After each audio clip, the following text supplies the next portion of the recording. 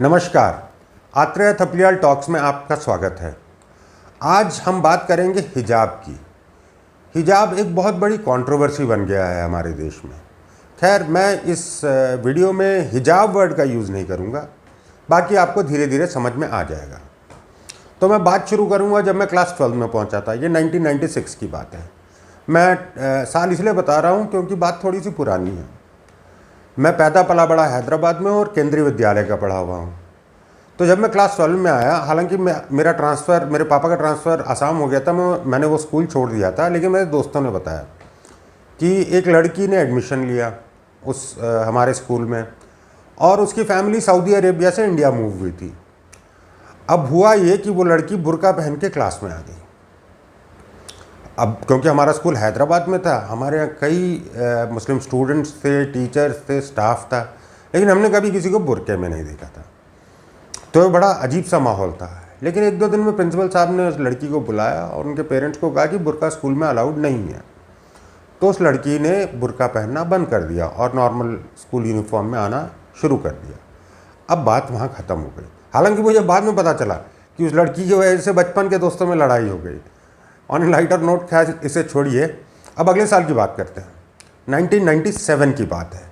मेरा एडमिशन हुआ regional engineering college Srinagar में। अब तब हम यंग लड़के थे, पहली बार घर के बाहर निकले थे। लोग जिस कश्मीर को गुलाम कहते थे, उसी कश्मीर में हमने आज़ादी की पहली हवा ली, तो खूब घूमते फिरते थे। तो आज मुझे जब मैं पहले का देखता हूँ तो याद आता है कि जितनी लेडीज़ हैदराबाद में बुर्का पहनती थी, उसका हार्डली 5% लेडीज़ कश्मीर में बुर्का पहनती होंगी। मतलब मैं अंदाज़ा ऐसे लगा सकता हूँ कि हैदराबाद में अब अगर आप पब्लिक बस में जा रहे हो तो आपको काफ़ी लेडीज़ मिल जाएंगी जो कि बुर्के में होंगी बस में। लेकिन वहीं आप कश्मीर में देखेंगे तो हार्डली 1 या 2 मिलेंगी आपको बस में, और शायद वो भी ना हो। हाँ, कुछ लेडीज़ स्कार्फ ज़रूर पहने होंगे और कुछ ने सर पे दुपट्टा ज़रूर रखा होगा। ये वहाँ का चलन था। हाँ, हालांकि हमें जीन्स टी शर्ट में लड़कियाँ नहीं दिखती थी। ये लेट 90s की बात है, वहाँ ये चलन तब नहीं था, अभी का मुझे पता नहीं है। अब बात करते हैं हमारे कॉलेज की। हमारे कॉलेज में लड़कियाँ बहुत कम थी। हाँ, कुछ फैकल्टी थी, कुछ स्टाफ था, और मैंने किसी को कभी बुर्के में नहीं देखा। शायद मुझे याद नहीं किसी ने स्कार्फ भी पहना हो सर में। हाँ, 1 आध 2 लड़कियाँ सर पे दुपट्टा ज़रूर रख देती थी, और हमारे कॉलेज में ऐसे ही चलता था, और किसी की हिम्मत नहीं थी कि कोई उन्हें ज्ञान दे सके कि भाई क्या पहनना चाहिए और क्या नहीं। चलिए ठीक है, हमारे कॉलेज की बात हुई। बगल में ही कश्मीर यूनिवर्सिटी थी, हम वहाँ भी घूमने जाया करते थे। वो एक हायर एजुकेशन इंस्टीट्यूशन था, और वहाँ पे काफ़ी ज़्यादा लड़कियाँ पढ़ती थी। वहाँ पे भी हार्डली मैंने किसी को बुर्के में देखा होगा, शायद देखा हो, याद नहीं। हाँ, काफ़ी लड़कियों को स्कार्फ पहने हुए ज़रूर देखता था, और सर पे दुपट्टा रखे काफ़ी लड़कियाँ होती थी। तो ये ठीक है, मुझे लगता है कि ये उनका वैल्यू सिस्टम है। कोई स्कार्फ पहनना चाहता है, कोई सर पे दुपट्टा रखता है।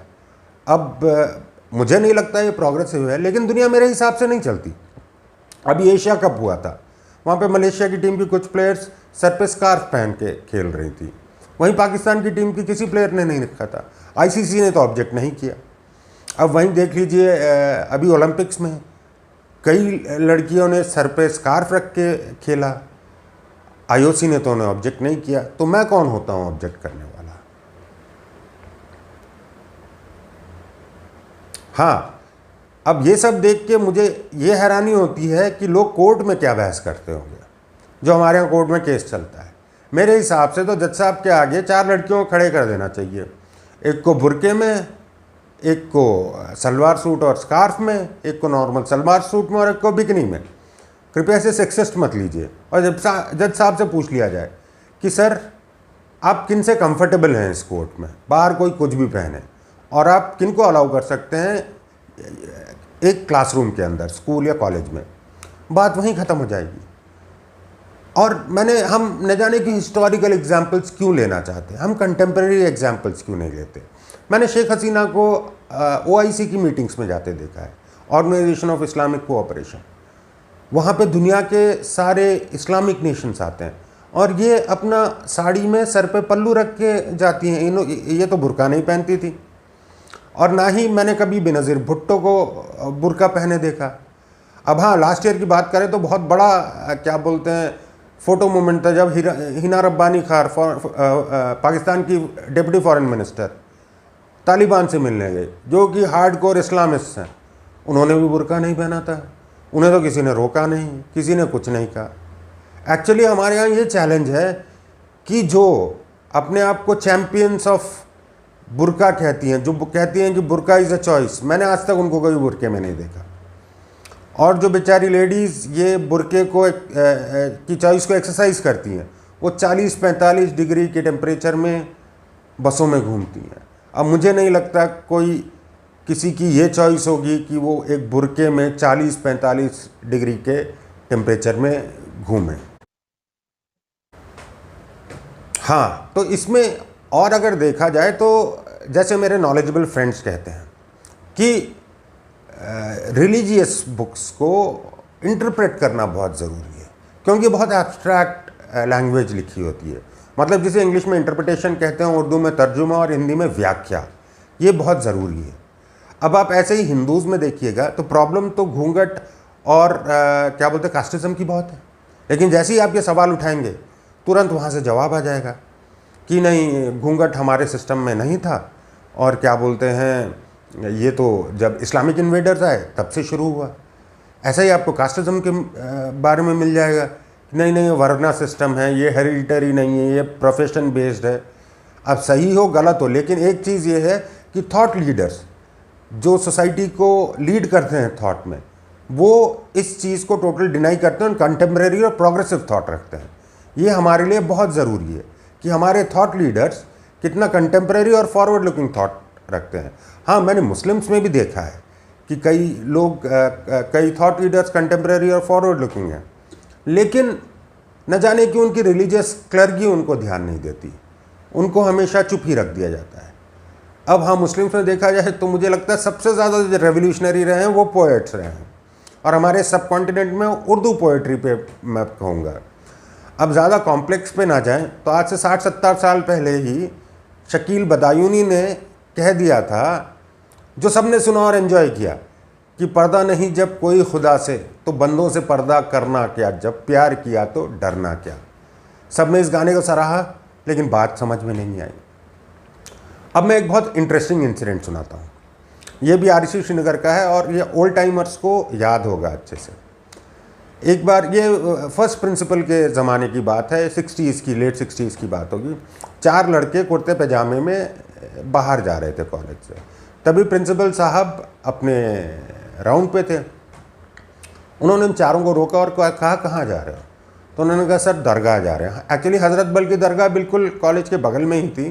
तो उन्होंने कहा, सर नमाज़ पढ़ने जा रहे हैं। उन्होंने कहा, ठीक है, क्लास नहीं है? उन्होंने कहा, नहीं सर क्लास नहीं है। तो उन्होंने कहा, ठीक है। उन्होंने उनका रोल नंबर और क्लास के डिटेल्स पूछ ली और कहा, जाओ। अब अगले दिन हुआ ये कि उन चारों पे फ़ाइन लग गया। अब हैरानी ये पूछा गया, भाई फ़ाइन किस बात का? तो प्रिंसिपल साहब ने कहा कि बेटा, आपको भी मालूम है कि कॉलेज आवर्स में यूनिफॉर्म पहनना कॉलेज की वो बिल्कुल ज़रूरी है, वो मैंडेटरी है। वहाँ तब यूनिफॉर्म हुआ करती थी, फॉर्मल्स और उसके ऊपर कॉलेज का ब्लेज़र, ये लड़के लड़कियों दोनों के लिए ज़रूरी था। और फिर उनसे कहा गया, अगर आप नमाज़ पढ़ना चाहते थे तो आप कॉलेज की यूनिफॉर्म में भी पढ़ सकते थे, और अगर आपको कुर्ते पजामे में ही पढ़ना था तो आप जाते वहाँ चेंज करते और नमाज़ पढ़ते। लेकिन कॉलेज आवर्स में, कॉलेज प्रेमाइसिस में बिना यूनिफॉर्म के घूमोगे तो फ़ाइन लगेगा।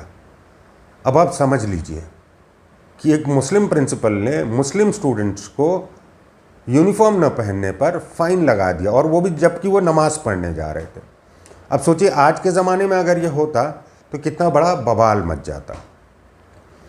तो मैं छोटा सा ये कहना चाहता हूँ, मेरे जितने मुस्लिम दोस्त ये मानते हैं कि स्कार्फ ही हिजाब है। कि हाँ, मैंने देखा बहुत लोगों को ओलंपिक्स की फ़ोटो शेयर करते हुए कई जगह, तो उन्हें बुर्के का विरोध ज़रूर करना चाहिए, क्योंकि मेरे हिसाब से ये किसी की चॉइस नहीं हो सकती। ये एक दमन और इंडोक्ट्रिनेशन, मतलब दबाने की निशानी है। अब मैं एक छोटी सी बात से ख़त्म करता हूँ जो शायद आपको अच्छी लगे। हाँ, ये कोई रिसर्च बेस्ड नहीं है, ये बस मेरा थॉट है कि हमने बहुत सुना होगा, लोगों को कहते हैं यार मेरी बीवी बहुत चिक चिक करती है। जैसे मैं कहता हूँ मेरी मम्मी हमेशा परेशान करके रखती है, सर खा के रखती है।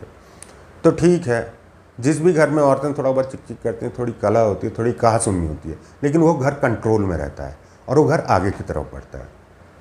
इसी तरह जिस समाज में लड़कियां थोड़ा चिक चिक करती है, फेमिनिज्म, वुमेन एक्टिविज़म ज़रूरी है, थोड़ा कंट्रोल में रखता है और वो समाज आगे बढ़ता है।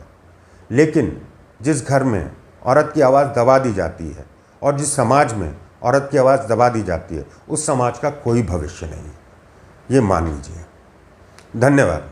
आपको ये कैसा लगा ज़रूर बताइएगा, शेयर सब्सक्राइब ज़रूर कीजिएगा, लाइक ज़रूर कीजिएगा। और हाँ, अगला वीडियो मेरा अग्निपथ स्कीम पर होगा, ज़रूर वेट कीजिएगा। धन्यवाद।